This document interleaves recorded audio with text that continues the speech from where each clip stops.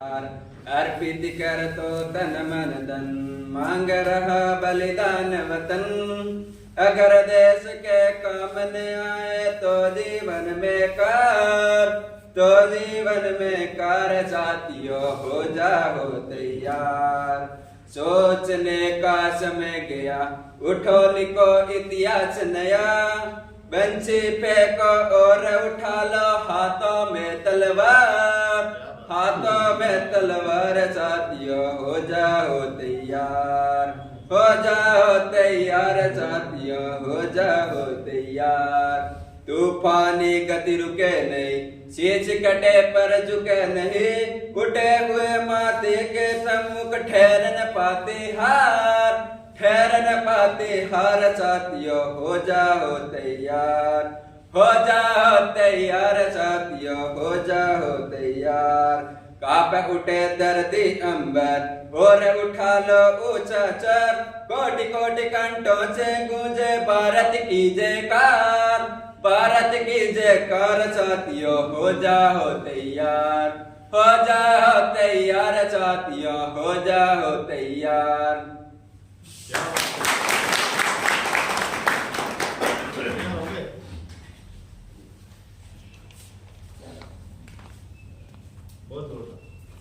चुनाराम के लिए बहुत बहुत बधाइयाँ।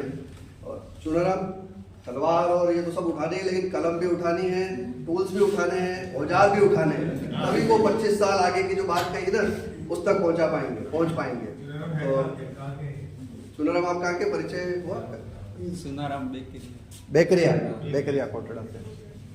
तो हमारे बीच में स्मृति जी हैं। स्मृति जी ने बोला है कि वो कुछ क्विज हमारे लिए आजाद दोनों जने। तो स्मृति जी और संजना जी को मैं आमंत्रित करता हूँ कि वे एक प्रश्नोत्तरी हमारे लिए लेकर के आए थे।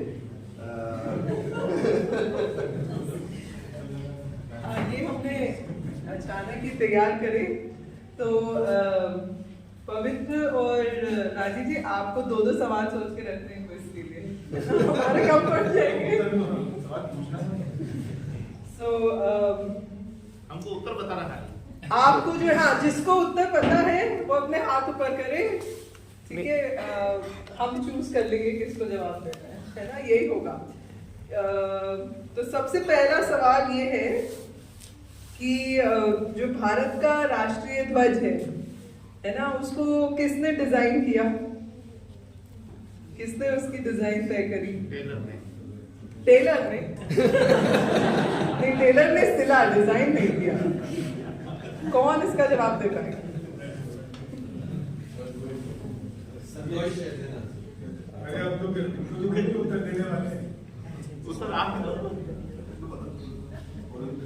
नहीं, ये आप भी पार्टिसिपेट कर सकते हैं। पता है तो आप बता देंगे। हाँ, तो कितनों को जवाब मालूम है? हाथ ऊपर करिए। बस अकेले हमारे संतोष जी बताइए। हाँ, मतलब पिंगाली वेंकैया।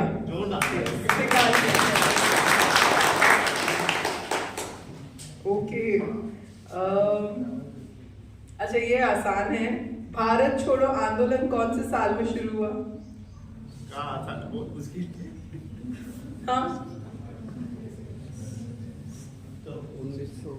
आगे नो, आगे कौन से साल में भारत छोड़ो आंदोलन शुरू हुआ? अगर आइडिया भी है तो भी बोल सकते हो। 1943। गूगल पे देख लिया हमने। बोला किसने बोला? 1940 का आपने?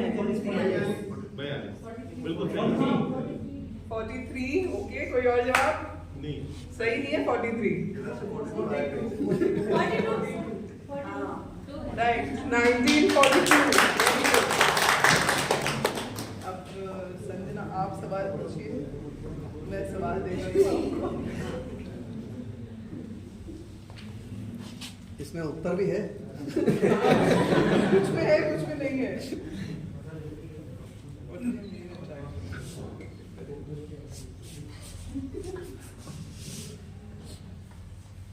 तो आप लोग जानते होंगे कि आज के दिन खूब बड़ी परेड होती है दिल्ली में, है ना, गणतंत्र दिवस की परेड, कई तरह की इसमें गतिविधि होती है। सबसे ज्यादा इसमें किस चीज को देखने जाते हैं लोग?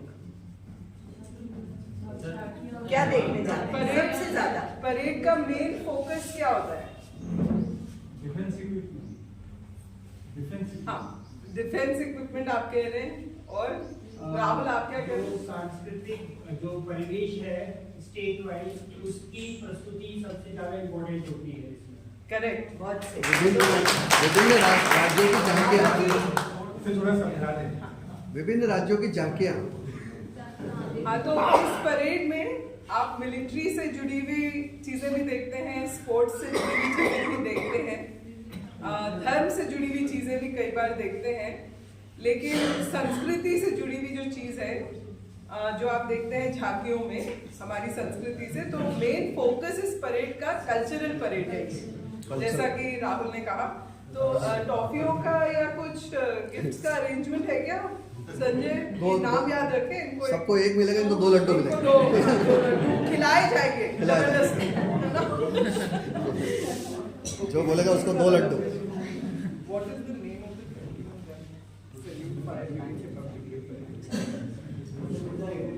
तो आज के दिन जो गणतंत्र दिवस की परेड होती है उसमें 21 तोपों की सलामी दी जाती है।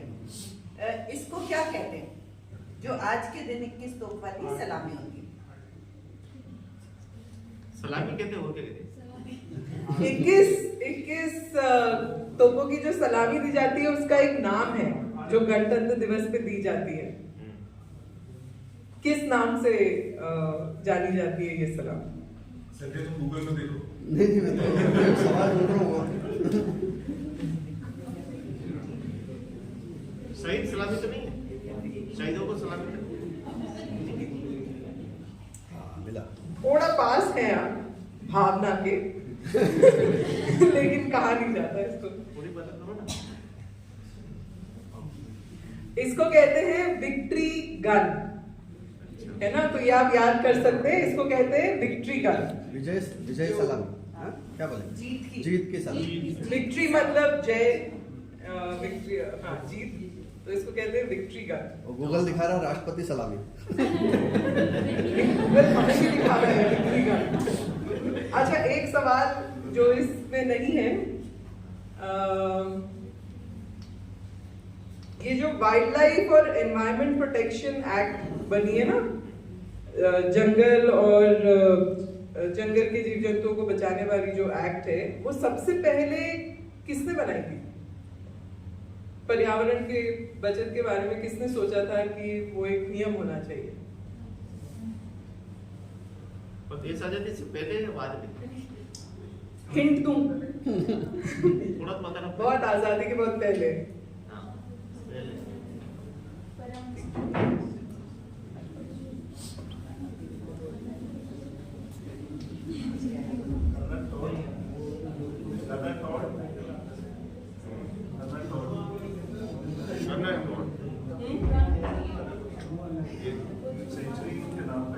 अच्छा, एक और हिंट, ये एक राजा थे। राजा भारत में एक राजा थे। राजा मोहन राय। राजा राममोहन राय। राजा राममोहन रॉय कौन से राजा थे? राजा मोहन राय। हम तो दिक्कत है। सवाल थोड़े जोरदार है।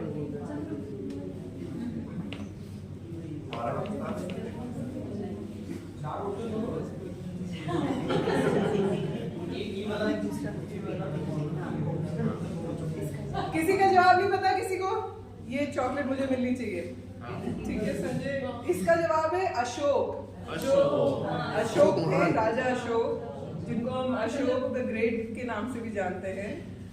उन्होंने सबसे पहले ये नियम बनाया था कि हमें जंगल और जंगल के जीव जंतुओं को और पर्यावरण को बचाना चाहिए।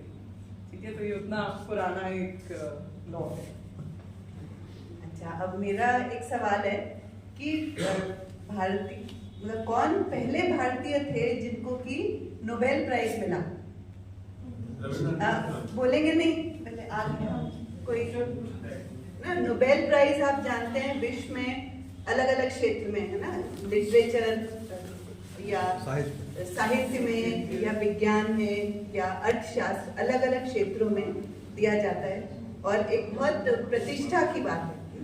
तो कौन पहले भारतीय थे जिनको कि नोबेल प्राइज मिला, और ये हमारे जब भारत आजाद हुआ उससे पहले की बात है। कोई भी बताना चाहेंगे? स्वामी विवेकानंद जी शायद। नहीं। और ऐसे पहले आगे हाथ ऊपर करना होगा। ये आना चाहिए, मतलब ऐसे बाकी भी आना बाकी भी आना चाहिए। कोई भी बोलना चाहेंगे? चलिए एक हिंट देती हूँ, उनकी कविता का जो संकलन था उसको गीतांजलि कहते हैं। रविंद्रनाथ चलिए, कोई हाँ सही। ठीक है, दूसरा सवाल कि क्रिकेट में भारत पहली बार विश्व कप कब जीता था? ये इंडिपेंडेंस, अपने देश आजाद हुआ उसके बहुत बाद की बात है, लेकिन आप लोग शायद तब पैदा नहीं हुए होंगे, पर कब की कोई बता सकते कौन सा साल था? अभी नहीं, ये बता रहे बताएंगे। ये बता रहे हैं। हाँ बताएंगे। 1983। बहुत बढ़िया। 1983। और इसी से एक सवाल जुड़ा कि पहला भारतीय विश्व कप जीते तो हमारे कप्तान कौन थे? आगे कपिल देव। इसमें अभी एक मूवी भी बनी है। ये सब क्या तुम कौन बोला? अच्छा सारे सवाल